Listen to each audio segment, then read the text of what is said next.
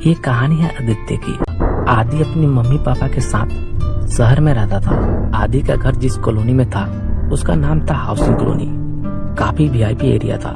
आदि के पापा डॉक्टर है और आदि दिखने में बहुत ही ज्यादा खूबसूरत है। आदि जिस कॉलोनी में रहता था, जिस घर में रहता था, उसके बगल वाला जो घर था वो अभी बिका नहीं था, क्योंकि जो लोग बनवाए थे वो बेचने के लिए ही बनवाए थे। तो वहाँ पर एक नई फैमिली ने वो घर खरीद लिया। आदि तो अपने कॉलेज जाता था, क्योंकि आदि अभी 18 साल का था, कॉलेज में पढ़ता था और आदि था समलैंगिक। और ये बात आदि को पता भी थी, यहाँ तक कि आदि पहले कुछ अंकल से मिल भी चुका है। तो आदि को पता ही नहीं था कि उसके पड़ोस में कौन है। पर आदि की मम्मी से, जो पड़ोस में आंटी आई थी, उनसे काफी अच्छी दोस्ती हो जाती है। रोज बातचीत होती थी। लगभग 3 महीने हो गए थे। और जो आंटी के हस्बैंड थे वो एयरपोर्ट पर जो पुलिस रहते हैं वही थे, काफी अच्छे पोस्ट पर थे। तो बस यही 2 लोग थे। और अंकल इतना ज्यादा हैंडसम लगते थे कि क्या ही बोलूं मैं। और जब वो सुबह सुबह ड्यूटी जाते थे यूनिफॉर्म में टोपी लगाए हुए, क्या हैंडसम लगते थे वो। लेकिन आदि की नजर तो कभी पड़ी ही नहीं थी, क्योंकि उसको कुछ लेना देना होता तब तो देखता। उसको पता भी नहीं था कि पड़ोस में कौन आया है। इतना पता था कि कोई आया है, लेकिन उसकी मम्मी से इतनी अच्छी दोस्ती हो गई थी। तो होता कुछ ऐसा है, एक बार उस अंकल को कहीं जाना होता है। उनको फ्लाइट से कहीं जाना होता है। सुबह की फ्लाइट थी, तो उनके पास खुद की गाड़ी भी थी और बाइक भी थी, पर कोई छोड़ने वाला नहीं था और वो ले जाकर वहां पर पार्क नहीं कर सकते थे। तो उनकी जो वाइफ है वो आदि की मम्मी से बातों ही बातों में बोली कि इनको कहीं जाना है, सुबह सुबह की फ्लाइट है। तो आदि की मम्मी बोली, तो फिर टैक्सी बुलाने की क्या जरूरत है, आदि है ना, आदि छोड़ देगा। वैसे भी आदि सुबह सुबह फ्री ही तो रहता है। आदि की मम्मी रात को आदि से बोलती है कि बेटा आदि, तुम जरा सुबह सुबह जल्दी उठ जाना, मैं तुम्हें उठा भी दूंगी, क्योंकि बगल वाले अंकल को छोड़ना है एयरपोर्ट पर। सुबह सुबह आदि उठा। आदि बिना मन का गया वहाँ पर, क्योंकि आदि को पता थोड़े न था कि जिनको छोड़ने जा रहा है वो अंकल इतना ज्यादा हैंडसम होंगे। तो आदि गया उनके घर पर, उनके घर का बेल बजाया, गेट खोली। आंटी उसको पहचानती थी। हालांकि आदि ने आंटी को कभी देखा नहीं था, पर आंटी ने आदि को बहुत बार देखा। आंटी जैसे ही आदि को देखी बोली कि आओ बेटा आओ ना, हम लोग आप ही का इंतजार कर रहे थे। आदि बोला नमस्ते आंटी। वो मम्मी बोल रही थी कि अंकल को एयरपोर्ट छोड़ना है। आंटी बोली हाँ बेटा, हम लोग आप ही का इंतजार कर रहे थे। तब आदि बोला कि अंकल कहाँ है। तो आंटी बोली कि अंकल तो ब्रेकफास्ट कर रहे हैं। मतलब अंकल इतना ज्यादा हैंडसम थे, आदि तो देखकर पागल सा होने लगा।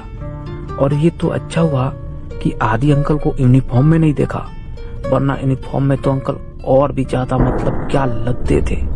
अंकल तो वैसे भी बहुत ही ज्यादा हैंडसम थे। आदि बोला कि नमस्ते अंकल, मैं आदि। अंकल भी आदि को पहली बार ही देख रहे थे और आदि भी अंकल को पहली बार देख रहा था। इसके पहले दोनों ने एक दूसरे को नहीं देखा था और आदि भी हैंडसम था।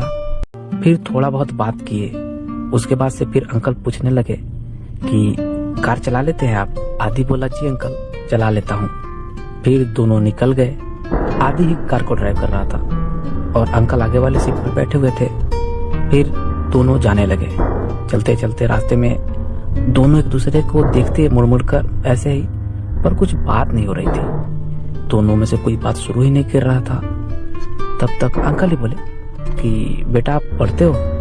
तो आदि अपना बताने लगा कि कहाँ पढ़ता है, कैसे पढ़ता है, यही सब। फिर लेकिन आदि को ये बात नहीं मालूम थी कि अंकल पुलिस में काम करते हैं, वो भी एयरपोर्ट पर। फिर अंकल भी अपने बारे में बताने लगे कि वो भी पुलिस में है, एयरपोर्ट पर रहते हैं और अभी वो किसी काम को लेकर मुंबई जा रहे थे। और इधर आदि कार चला रहा था, लेकिन अंदर ही अंदर खुद को कोस रहा था कि अरे यार मैं ये क्या गलती कर दिया था। 3 महीने से अंकल यहीं पर है, इतना हैंडसम अंकल मैं कभी देखा ही नहीं था। और आज भी कितना बड़ा गलती करता अगर मैं इनको छोड़ने न जाता। वो अंदर ही अंदर अपने मम्मी को थैंक यू बोल रहा था। और जब 2 आदमी एक दूसरे को पसंद कर लेते हैं अंदर ही अंदर, तो फिर उन दोनों की बात करने का मजा ही अलग है। दोनों को एक दूसरे से बात करना चाहते हैं, वो भी बहुत सारी। तो दोनों को अच्छी लग रही थी बातें करना और दोनों एक दूसरे को पसंद कर लिए थे, तो दोनों जा ही रहे थे। और एयरपोर्ट की दूरी ज्यादा दूर थी नहीं, तो ज्यादा कुछ बात कर भी नहीं सकते थे। बहुत ही जब एयरपोर्ट आ ही गई तो अंकल उतर गए और आदि का नंबर ले लिए। तब तक आदि पूछ ही लेता है कि अंकल आप फिर वापस कब लौटिएगा। तो अंकल मुस्कुराते हुए बोले कि घबराइए नहीं, आपको कष्ट नहीं दूंगा।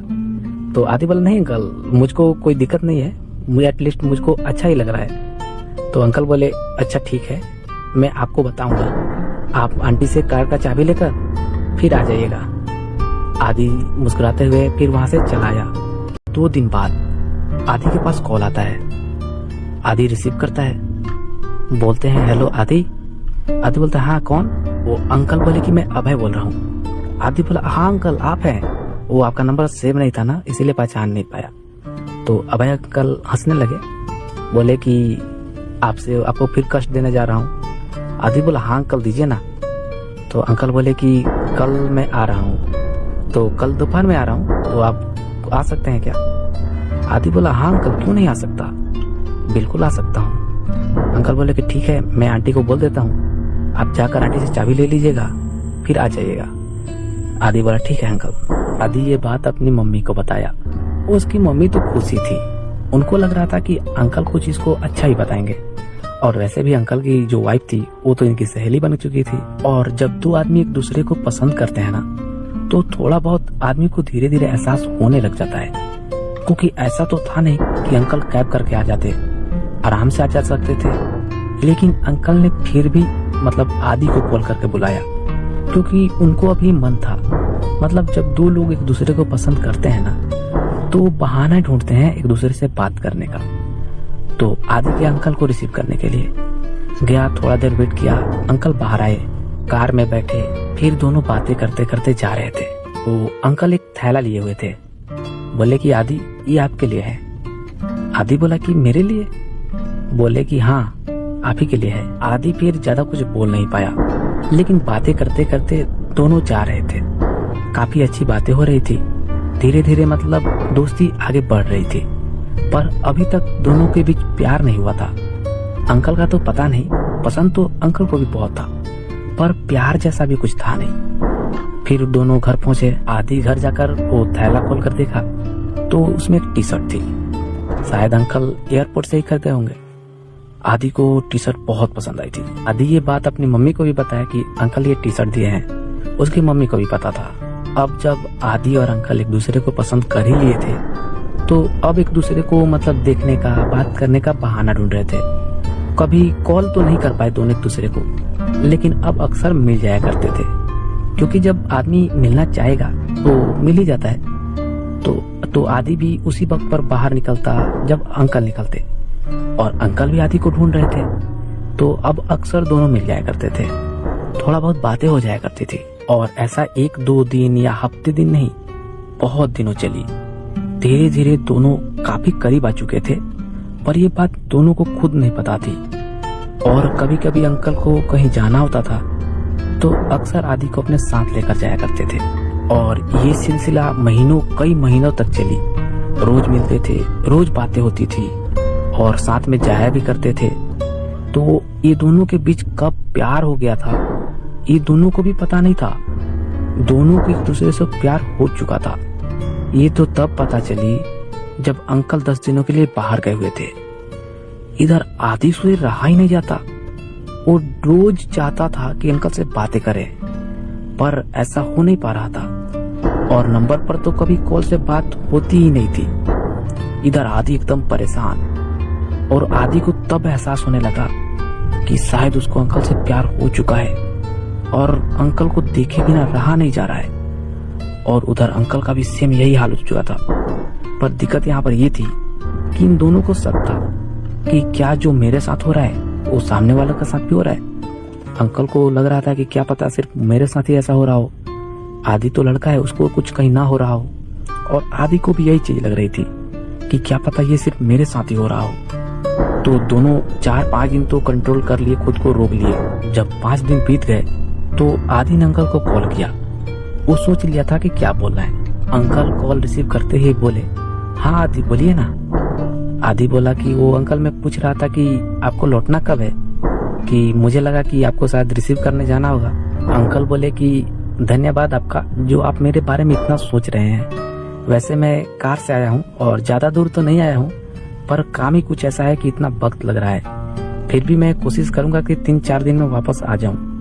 आदि बोला कि अंकल आप ठीक तो है ना। और ये लाइन जैसे ही अंकल सुने, अंकल के दिल में आदि के लिए प्यार और भी ज्यादा बढ़ गया। फिर अंकल बोले कि हाँ मैं एकदम बिल्कुल ठीक हूँ, आप कैसे हो। बस यही लाइन थी जहाँ से इन दोनों के बीच प्यार भरी बातें स्टार्ट हो गई। उस वक्त तो ज्यादा कुछ बात नहीं हो पाई, पर ये कह सकते हैं कि प्यार भरी बातों की शुरुआत हो चुकी थी। शाम होते ही अंकल कॉल किया आदि के पास।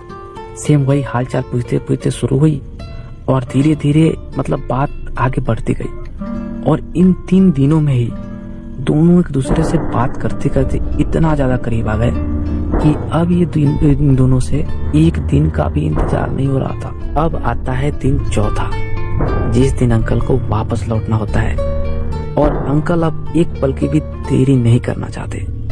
वो आदि से जल्द मिलना चाहते थे, पर घर जाते तो वो आदि से मिल नहीं पाते।